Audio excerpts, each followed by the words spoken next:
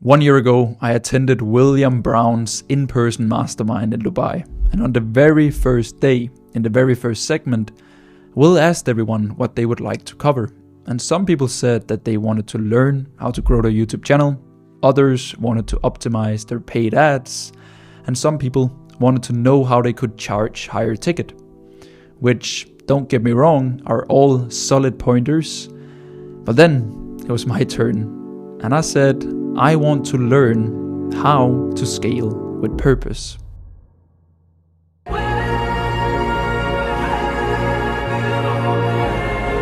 And Will looked at me, scale with purpose. And I was like, how do I scale without hating my business? Because at this time, my relationship with scaling always meant more input into the same system. And at that time, it usually, always, resulted in more stress. I could see that Will and everyone else kinda was a little bit confused, so I explained. I feel like I'm standing in the middle of two sides. There's like Dubai bros who want to sacrifice everything to hit their revenue goals, money back offers, large team, large ad spend, heavy lifestyle, all that, right? Then on the other side, we have Bali boys, 4-hour work weeks, bragging about how little they work, very spiritual, remote, traveling, yada yada. I wanted something in the middle. I wanted the high profit and peace of mind that the Bali bros seemed to have, because the purpose of a consulting business is cash flow. It's not a sellable asset. But I also wanted the work ethic, the consistency, and kind of like this mentality of the Dubai bros, because my work is my passion, and I really, really like to work, but also only on tasks that fills my cup and not drains it. So today, I want to show you the 3 shifts that I made that allowed me to transition from 200k months, 14 full-time employees, and only making 25 grand a month, to last month, pulling in 82 grand with 1 team member. And most importantly, scaling without hating my business.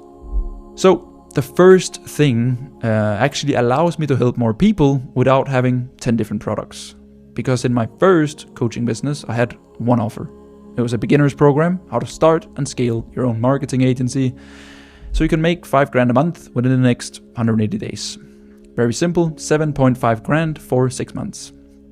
It was kinda what my mentors told me that was the most scalable. Productize, productize, productize. Focus on one offer to one avatar through one funnel. Homosi, you might know him, he preaches it. Charlie Morgan does it, and tons of people have made it work this way. So I followed along, and it worked fine. The business was doing 200 grand a month with around 30% profit split between me and my business partner. And on paper, it was good money, but it just didn't feel right. I felt like I had too much stress for the amount that I was personally taking home. It was my face, And I feel like I was leaving money on the table by saying no to people who didn't fit into this one offer that we were selling. I was turning away so many people and so many cool cases, people who saw what we were doing, who wanted help to go from like 30 grand a month to 50 grand a month. There were people who wanted more hands-on help and asked if we wanted to literally partner with them. And then we had people who wanted less hand-holding, that couldn't afford 7.5 grand, and they just wanted the frameworks. And the answer was the same every single time. No. We were just forcing every single person into the exact same box. It's kind of like running a coffee shop, but only selling a cappuccino. So picture this. Customer steps in. Hey, I'd like to get an Americano. Nope, we only sell cappuccinos. But can you make it iced then? Nope. But how about you just give me the coffee beans that you're using then? Same answer, no. And it sounds so stupid, when saying it out loud. And here's why it really bothered me, money aside, because I wasn't just leaving money, I was leaving impact. I'd literally have someone in my DMs who was perfect for my world, and they wanted to work with me, but they didn't fit into this imaginary box that I had created for people. And my mentor said it wasn't scalable, so I'd have to say no, because I only had one box, And if they didn't fit, unlucky. More offers are not scalable, It's not good leverage. You need to productize. You need to be smart. Come on. Shut the fuck up. I didn't start a coaching business to run it like a factory, And that it didn't sit right with me throughout running this company. Because for me, and I've realized this, it's important that my business isn't always optimized for what's most scalable and only thinking about money. Then I would have probably have done something else. Like, I want my business to be a place where there is room for play and for the stuff that I like, because this is my hobby, So 15 months ago, when I launched what is today the digital coffee shop, I created 3 different ways of delivery around the same core product. My core product is basically scaling coaches and consultants businesses to 50 grand a month in profit through content ecosystems, offer suites, and unique mechanisms. That's my jam, that's my coffee. It's my way of doing things, and I've been doing it for as long as I can remember, So I took that core product, packaged it 3 different ways. I have my agency. This is for clients that I would consider top 1%. Potential is a lot greater long-term than short-term collecting some cash. But also, it's the most important one, kind of, because it's for people who don't want to do the work. They want to have an agency that does it for them. So that's exactly what I have. It's called New Season. I run it with my 2 best friends, and we currently have 30% profit share in 7 different coaching businesses. And I love it, Then, second way of running my core product, my mentorship, consulting. It's close access to me through calls, a one-on-one Slack channel, together with all of my frameworks and all this stuff that I do. And it's for people who already have some case studies and expertise within a field. As long as they can deliver it online, I'm happy, And it's for people who want a tailored roadmap. They want to avoid all the mistakes that I've made, and they typically have a very big interest for business. They want to learn the things. They want to do it themselves. They want to avoid what I said before. They want to avoid paying an agency every month. And then I have all of these people in a community. It's amazing. We do fun stuff together. And by far, it's the most popular option. Then I have my lowest tier. It's just program. No access to me, no hands-on, no nothing. It's for people who don't really fit the mentorship criteria. And hey, maybe they just want the frameworks and they don't want to talk to Fred. And that's fair. Now, here's why it changed everything, all right? I can serve every single person who wants a piece of my world. I don't have to convince someone to commit to a solution that doesn't fit them. And I don't need to pressure people into the same box. It's really, really cool, because my only job in this world is to serve the person in front of me based on their situation, goals, and current bottlenecks. And then I decide which offer makes sense for that person. It's the same core product, just different levels of my time and my energy. And here's the best part. I get amazing data and feedback from my agency where we are super hands-on with these 7 clients. Then I also get to be an external business partner and mentor to, right now, 22 clients that are making more than $7 million in annual revenue with their coaching or consulting businesses. That's a lot of data. And I can basically feed all of those learnings into my program, which then creates a better foundation for all of my clients. So my agency gets better results because I'm hands-on. My consulting clients also get better results from the stuff I learn from own business and agency clients. And then the people who buy the program gets the most battle-tested frameworks ever, And now that, in my opinion, is scaling with purpose, So here's what you should do. You can look at your current business, and then you want to ask yourself, what's my core product? What's my coffee? What is the thing that you do over and over again for clients, and it's probably the reason to why these clients actually come to you in the first place. And then ask yourself, how can I deliver this in 3 different ways, depending on how much time and energy it requires for you to deliver it.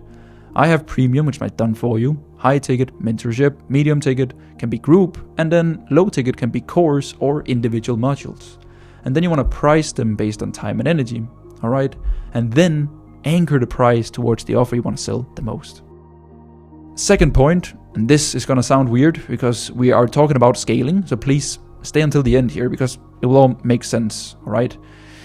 Because in my first coaching business, acquisition was everything. Every first of the month, we would basically reset the tracker, start fresh. New revenue goal, new cash goal, calculate ad spend based on previous month, reverse back, brief the team, run it up. 90% of our time and energy went towards acquisition, 10% client success. We were playing the volume game, all right? And honestly, I just thought that was just how you scale. Name of the game, If you want to make more money, you need more clients, which is equivalent to more calls, which is more leads. And you get more leads from more ad spend, So then you basically just increased ad spend until all the numbers broke, and then fix it, and then rinse and repeat. So when I quit that business and started the digital coffee shop, I kind of brought that mentality into this new business, new venture, and new way of doing things. And I guarantee you, it wasn't on purpose. It was just all I knew, right? So when I launched Digital Coffee, I opened up. I filled my first 11 mentorship spots in a few weeks back in September 2024. And I was pumped, I loved it. And then 4 months later, their mentorships were coming to an end. So I started to get that short form society, my first coaching business feeling. I was starting to get anxious because, in my previous coaching business where people's time ended, and when it would kind of like coming to an end, they would leave. Either they hit their goal, which was $5,000 a month, and they'd say, cool, thank you, take their money elsewhere. Or they didn't hit their goal, which meant that we didn't fulfill, so why would they renew? They came for the outcome, the 5K, not for Fred. I was just there. So again, in this case, Digital Coffee, I started preparing for this reset. Time to fill another 11 spots, back to marketing grind, back to selling the fucking soul, right? But then something weird happened because one of my clients, he texted me a week before the 4 months. He was like, hey, Fred, hit all the goals. What's next? And I was like, awesome. Happy client, happy life. I voice noted him back. Well done, brother. It's been a pleasure. Here's what I would do to move forward. Not with any intention of selling him. I didn't even think that it was possible. And he said, sounds good. You can just send me the new payment link whenever you have the time. And then I'm just excited for the next 4 months. Cheers. And I was like, what just happened? No sales process, no expenses, no heavy kickoff session, no marketing, no selling the soul. Just continuing the partnership with a client that had turned into a good friend. And then over the next few weeks, my other clients repeated the process. And after my initial intake of 11 clients, 8 of them renewed. And that's 72%, and that's when I realized something. The best way to scale is to keep your current clients happy, because they stick around for a long time. They even refer some friends, and they add a lot of value to the community.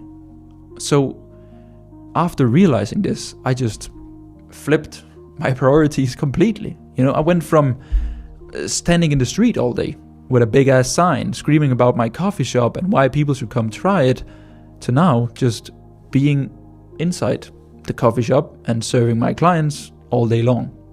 So clients first, acquisition second.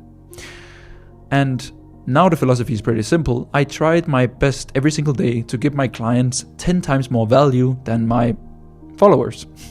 Because when my followers turn into clients, they never want to go back to just being a follower. So here's what it looks like in practice here, so you can get some actual tangible stuff.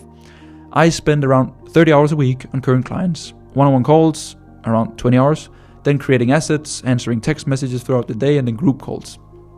And then here's the magic part. My content, instead of scheduling it in blocks, it comes from helping my clients. So if my clients have a problem, my audience, you, will have the same problem because you're also watching this video out of interest. So if I create a paid ads masterclass for my clients, I repurpose the main takeaways into a YouTube video. So it's why and what for my audience and how and now for clients. And this does 3 things. First, it increases lifetime value tremendously. My lifetime value is now $16,000 and I make 38% of my overall business profits from renewals only. That's pretty nice. Second, it makes content creation very natural. I'm not forcing create content into blocks. I did that before. I'm never doing that again. What I'm doing now is that I'm just demonstrating what I'm doing in real time. Third, it protects my energy. I can only take calls 3 days a week, and those calls are basically only with clients, basically just people that have paid me, because I've realized that I love calls, but only with the right people. They give me energy, and lucky for me, I only work with clients that I consider friends, so it fills me up. But on the other hand, calls with the wrong people drains me. So I simply just looked at my calendar. I was like, I'm not gonna take sales calls because it drains me. So I've done maybe 7 or 10 calls in the last year. Mainly it's been me convincing a really cool case that they should become a client, because hey, business is business. But 95% of the time, my content has just done the selling. YouTube VSL, offer doc, I call it a menu card, my landing page, and then all of these assets have an individual, unique role in my content ecosystem. And then if people have questions, it means that my content sucks and should be better. So instead of jumping on calls, I spend my time on content. All right. So again, here's what you can consider after this video. Calculate your current lifetime value. If it's lower than 10K, you're probably charging too little. And also you're not being good enough at renewing people, up or downselling. Okay. Also, maybe your marketing is a little bit too money or numbers or outcome driven. And usually if it is, people will leave after they've gotten certain outcome. So try to focus a little bit more on the vehicle and the way of you're doing things instead of outcome. And then I want to challenge you a bit here. All right, so stay with me. Flip your priorities. Slowly allocate more time and energy towards serving current clients rather than screaming for new ones. All right. And then from the client work you start doing, create content from it. Repurpose it into something that your audience can use. And now watch how happy clients becomes your best acquisition channel. So you see, I told you it would make sense. There was a point behind all of it, right? The final point that brings the entire puzzle together, so you can make more money without hating a business. So my last coaching business was goals driven, right? We all only cared about the goal. Hit 250 grand a month. That was the goal. And I promise you, we would do anything it took to get there. More ad spend, more team members, more hours, more stress. And I remember a month where we hit 180 grand and didn't even celebrate. We just looked at each other. We need to push harder.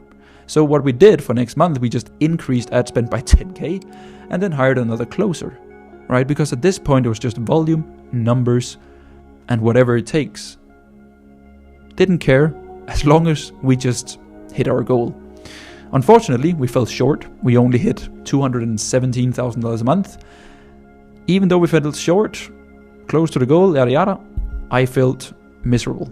Margins were low because we kept spending to grow. Day-to-day fires were insane because we kept adding complexity. Instead of fixing, we just added. And basically, I lost touch with the world and the people around me because I had no boundaries. I'd be on calls 6 days a week. I'd answer Slack messages at 11 p.m. I would literally, at some point, this is not fun, I'd skip dinners with my girlfriend because I had to work, And the worst part is that all I did in this time period was just pointing fingers at my business and blaming it for all of it. And I would be to my friends, I'd be like, bro, I'm grinding so much. It's so hard to run a business. And I told everyone, how hard it was always. My business, it was how hard. I would tell my mom, my girlfriend, my friends, it was so hard to run this business. And then over time, my business became my biggest burden. It was the root of all evil. I blamed everything on my business until I realized something. I was playing the game without rules. Because sure, I was winning on paper, but what's the point of scoring if the goal is deemed offside? What's the point of hitting your revenue goal if you sacrificed everything along the way? So that made me think a lot. And then when I started Digital Coffee, I set 2 rules because I was like, never again. So first rule, I can only take calls 3 days a week. Second rule, I must keep my profit above 80%. These rules changed everything, right? 3-day call rule, whatever you want to call it, protects my energy and my time. It makes sure that I always have 2 days for deep work that grows my business long term, call days, manager days, short term. It also allows me to, on the days that I take calls, I'm fully present, because I know that I have recovery time built in. So calls Monday, rest Tuesday, calls Wednesday, rest. You get the point.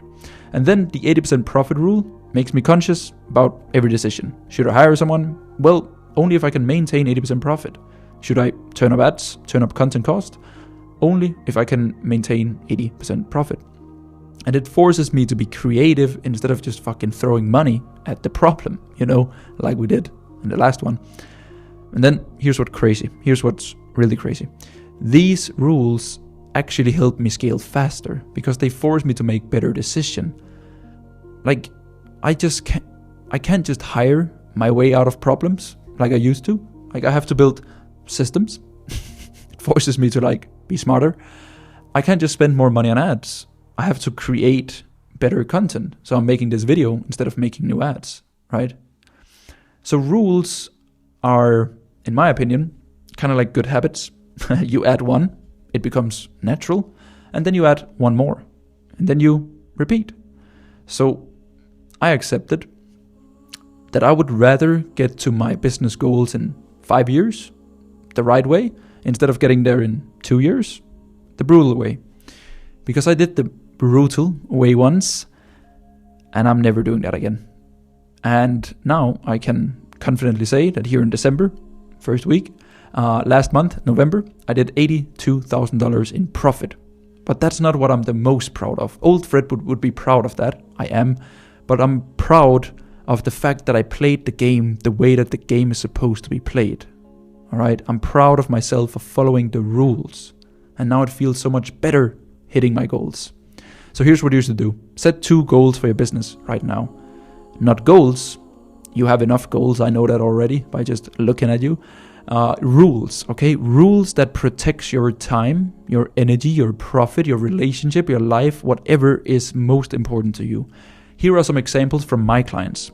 No calls on Fridays, profit above 70%, no work after 4, no team members until a certain revenue, no clients you wouldn't share a cup of coffee with, and maybe you must go on a daily walk every single day.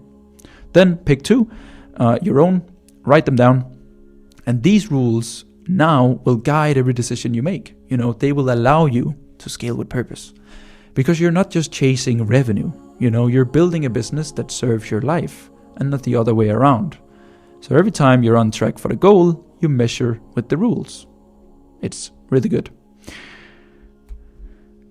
So we made it, I would say. I would say we made it to the end here. 3 key points for making more money without hating your business, all right? So let me string it together. A lot of info, a lot of words, a lot of Fred. So first, multiple ways of delivering your core product, your coffee. It lets you serve more people without having to create more products. It's not confusing. It's leveraged. Then, clients first. It means your best customers becomes your acquisition channel and the foundation for your content. And then third, rules. They protect you from burning out when growing your business. And most importantly, you love your day-to-day life. And that's how you scale with purpose, right? You don't have to choose between the Dubai bros and the Bali bros. You can have the work ethic without sacrificing, right? You can have the profit without 4-hour work week. You just have to be intentional about how you build your business. So you need to stop building other people's version of a dream business. Stop listening to advice blindly and start asking yourself, what do I want? That's a very powerful question. Because that was the question I asked myself 1 year ago when I was trying to figure out, is it possible? Could I make more money without hating my business, And yes, I can. And next year, I want to scale, because I got the core product with the 3 deliverables. I got the best clients in the world, and I got my good old rules. So now, that's scaling with purpose.